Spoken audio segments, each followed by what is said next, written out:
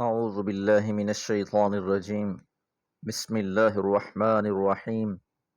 إنا أنشأناهن إنشاء فجعلناهن أبكارا عربا أترابا لأصحاب اليمين ثلة من الأولين وثلة من الآخرين وأصحاب الشمال ما أصحاب الشمال في سموم وحميم وظل من يحموم لا بارد ولا كريم إنهم كانوا قبل ذلك مترفين وكانوا يصرون على الحنث العظيم وكانوا يقولون أإذا متنا وكنا ترابا وعظاما أإنا لمبعوثون أو آباؤنا الأولون۔ سورہ الواقعہ آیات 35 سے 48۔ السابقون کا تذکرہ ہوا جو سب سے اعلیٰ درجے پر فائز ہوں گے، اس کے بعد اصحاب الیمین داہنے ہاتھ والے، ان پر ہونے والی نعمتوں کا تذکرہ ہو رہا ہے۔ ان کے کھانے اور پینے کے جو انتظامات ہیں ان کا تذکرہ گزر چکا، اب ان کی بیویوں کے بارے میں، جنت کی حوروں کے بارے میں۔ انا بلا شبہ ہم نے، انشأناہن ہم نے انہیں پیدا کیا ہے، انشاء پیدا کرنا، یہ تاکید کے لیے ہے، اور یہاں یہ تاکید ان کی عمدگی کے لحاظ سے ہے۔ اللہ تعالیٰ نے ایک خوبصورت اٹھان میں ان کو پیدا فرمایا ہے۔ فَجَعَلْنَاهُنَّ پس ہم نے بنا دیا ہے انہیں ابکارا کنواریاں۔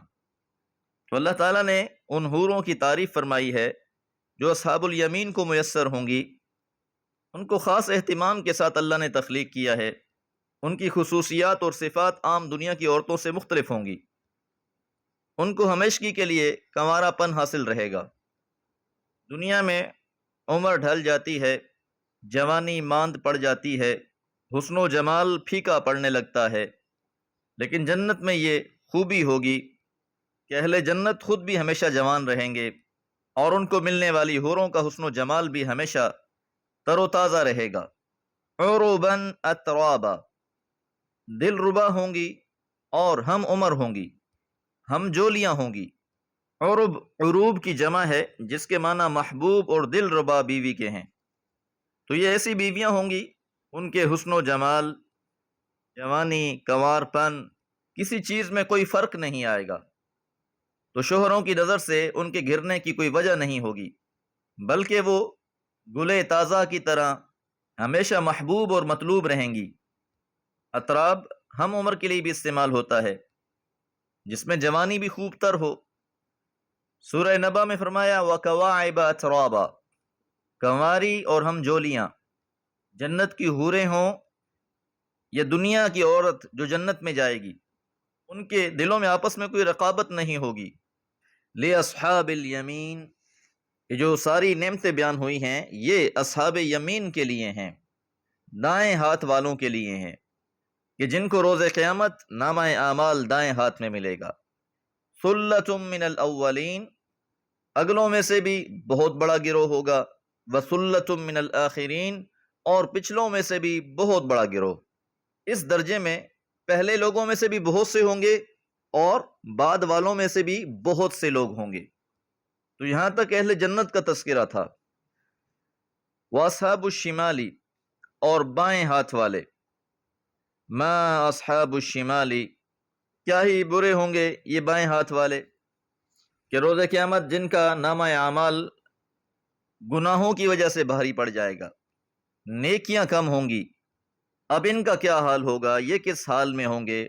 فی سموم و حمیم، سموم کہتے ہیں لو کو جو گرم ہوا چلتی ہے، وہ حمیم اور کھولتا ہوا پانی، انتہائی تیز لو چل رہی ہو، اس سے پیاس کی شدت بڑھتی ہے۔ جس طرح آج کل گرمی کے دن ہیں، دھوپ میں پیاس زیادہ لگتی ہے، بار بار پانی پیا جاتا ہے، تو اسی طرح لو کی وجہ سے، گرمی کی شدت کی وجہ سے پیاس لگے گی۔ جب وہ پانی کے لیے آئیں گے تو آگے حمیم کھولتا ہوا پانی ہوگا۔ وَظِلٍّ، اور سائے، مِن یحموم، دھوئیں کے، جہاں کہیں سایہ میسر ہوگا وہ دھوئیں کا ہوگا۔ سائے کا اصل کام دھوپ سے بچانا ہے، ٹھنڈک پہنچانا ہے، لیکن انہیں جو سایہ میسر ہوگا وہ بھی دھوئیں کا، جس میں حدت بھی ہوگی اور وہ اذیت و تکلیف کا باعث بھی ہوگا۔ یہ کون لوگ ہوں گے؟ انہوں نے دنیا میں زندگی کیسی گزاری ہوگی؟ فرمایا انہم بلا شبہ وہ کانو تھے قبل ذالک، اس سے پہلے مترفین خوشحال، دنیا میں یہ بڑے مالدار لوگ تھے، عیش اور رفاہیت والی زندگی گزار رہے تھے، ہر سہولت میسر تھی، اپنے آپ کو ہی عقل کل سمجھ بیٹھے تھے۔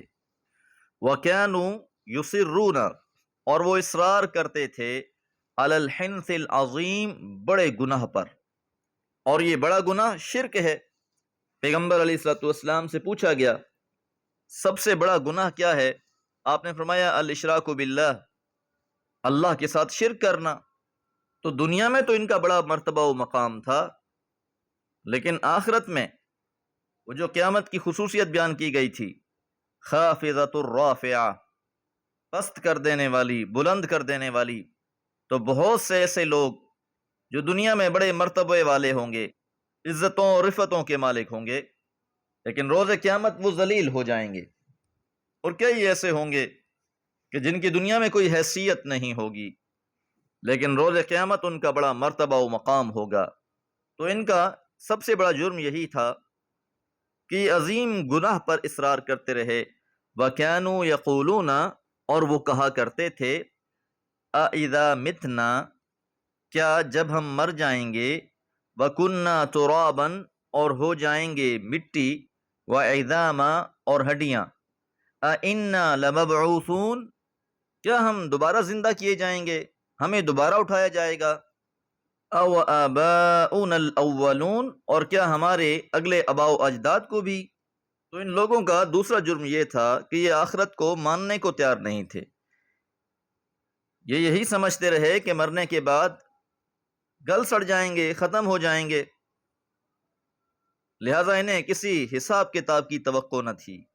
اللہ تعالی ہم سب کو اس گروہ سے محفوظ رکھے۔ وما علیہ الا البلاغ۔